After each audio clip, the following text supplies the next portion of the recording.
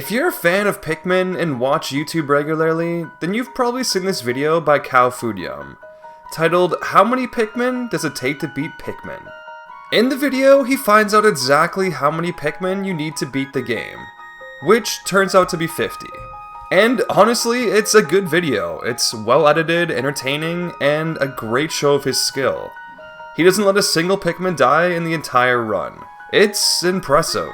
But there's always been one thing that bothered me about the video, and that thing is that the whole video is a lie. While it's technically true he only uses 50 Pikmin in his run, he kind of uses a loophole to do it. And that loophole is candy pop buds. When you throw Pikmin into one of these flowers, that Pikmin will turn into whatever type the flower color is. So if you throw a yellow Pikmin into a blue flower, it'll turn into a blue Pikmin. But the catch is that it doesn't raise your total Pikmin count. So technically he still had 50 Pikmin through the entire run. But where it falls apart for me is when you look at how many of each type he used throughout the run. He used 44 reds, 22 yellows, and 43 blues, which obviously doesn't add up to 50. And I know the game doesn't look at it this way, but I do.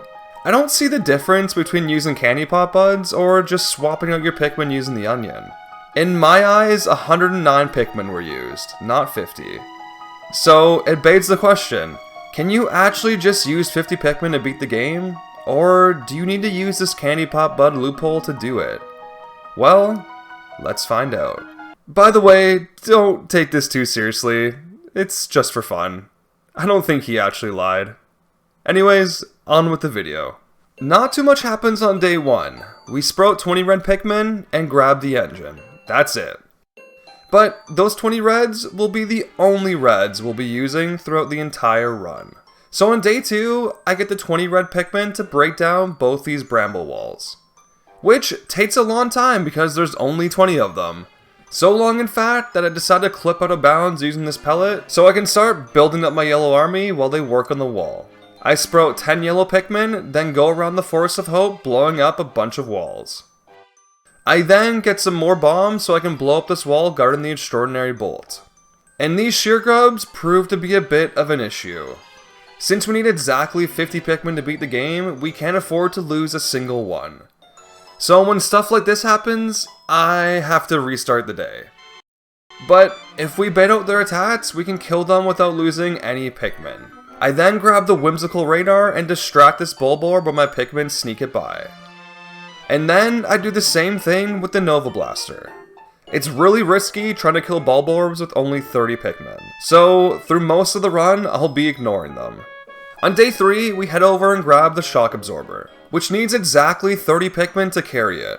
And once again, we do our best to try and sneak it by this Bulborb. I then use some bombs to clear out the Bulborbs guarding the movable bots. It might be risky fighting them head on, but it's fairly easy killing them with bombs. I then grab the extraordinary bolt and once again sneak it past this poor guy, who just has no idea what's going on. I then move the bots with some reds and then defeat the Snagret the way I always do, by swarming its head. It's a little sketchy getting the part out of here, but with a lucky miss from the Snagret, we make it out just fine.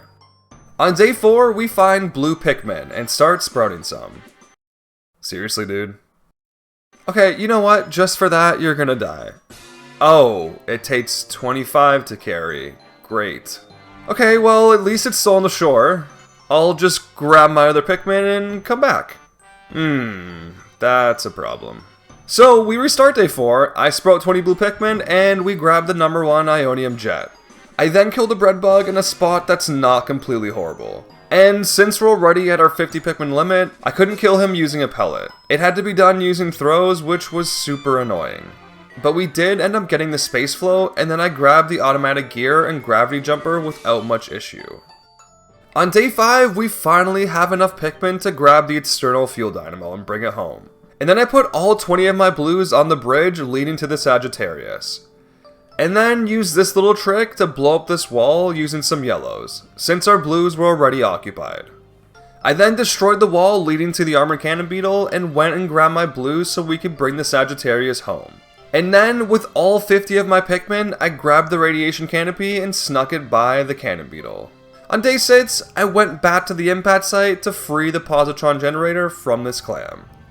And thankfully, it took exactly 20 blues to carry it out of there. I did not want to have to spend an entire day pushing it across this lake bed again. On day 7, we blow up the wall leading to Beatty and then kill the Puffstool.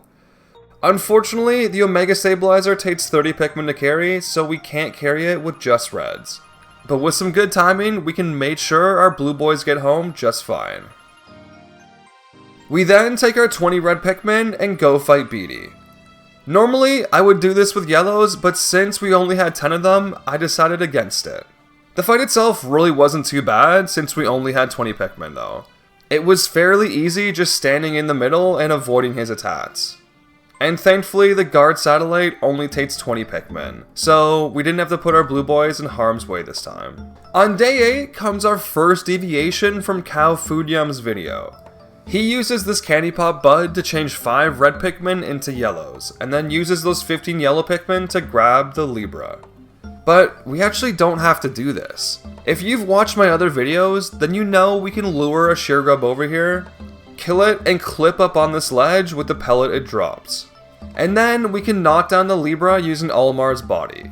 If you want a more detailed explanation of what's going on here, you can watch this video here. But basically, lying down with Olimar is super broken, and you can use it to do stuff like clip out of bounds and push ship parts. We then bring the Libra back to base with our 20 red Pikmin, move the analog computer onto shore with our 20 blues, and then come back with the reds to pick it up and bring it back to base. All without a single Candy Pop Bud. On day 8, we go back to the Forest Naval one last time to pick up the last part. The Anti-Dioxin Filter. The Anti-Dioxin Filter takes 40 Pikmin to carry. And we only have 20 blues. So at first glance, it doesn't seem like we can get this part. The way Cow Food Yum gets it is by converting his yellows and red Pikmin in the distant spring until he has 43 blues. And then just uses the blues to carry the part out normally. But since we can't do that, we have to get a little creative. If we use Olimar's super broken lie down ability, we can get the Pikmin to pick us up and start carrying us towards the base. And if we do this right in front of the part, it'll push the part forward. And if we do this over and over again, we can push the part through the water and close to shore. We can then use the Pikmin to push it up the shore, and then with a couple more adjustments, get it fully onto land. Essentially getting this part with only 4 blue Pikmin. We then come back on day 10 and bring it back to base with our 50 Pikmin, thus completing the Forest Naval. On day 11, we use our 20 blue Pikmin to grab the repair type bolt, and then start building the bridge to the massage machine. Just like in Cow Food Yum's video, we can kill the Shearwades by luring them into water and attacking them. We then use our 50 Pikmin to grab the massage machine, and then I spend the rest of the day breaking down walls around the distant spring. On day 12, we use our 10 yellow Pikmin to grab the UV lamp, and then head over to grab the Kronos reactor. In Cow Food Yum's video, he basically grabs this part the traditional way. He converts 20 blue Pikmin into yellows, uses the yellows to grab the part off the ledge, and then converts them back into blue Pikmin to carry the part home. But again, we don't have to do this. If we throw our 20 blue Pikmin out of bounds here, we can lie down in front of this ball bearer and use it to clip out of bounds. We can then walk along the outskirts of the map with our blue Pikmin and then throw them on the part. And then I make sure to distract the ball bearer so my Pikmin can bring the part safely back to base. Oh yeah, another useful feature of lying down is that Olimar takes no damage when he's in this state.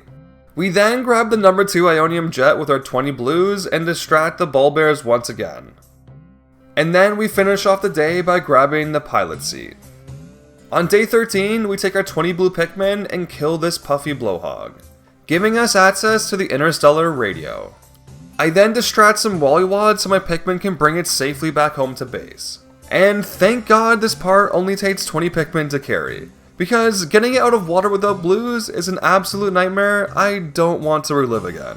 We then grab 50 Pikmin and make our way over to the armored cannon beetle, killing it relatively easily, and we get the bowsprit for our troubles. I then run some interference on these bull bears, and my Pikmin make it safely back home. On day 14, we build the bridge leading to the gluon drive. And this part right here is the reason it takes 50 Pikmin to beat the game. It is the heaviest part in the game, requiring 50 Pikmin to carry it. Remember that nudging of ship parts I was talking about earlier? Well, you could theoretically nudge the gluon drive all the way back to the ship, but unless Pikmin are actually carrying the part, the ship won't accept it. So, no matter what, we need 50 Pikmin. The real challenge of this video is getting the rest of the ship parts with only that small amount of Pikmin, which you can see right here with the zirconium rotor. The zirconium rotor takes 30 Pikmin to carry, and we only have 20 blues, and it's blocked by this river, so that's a problem.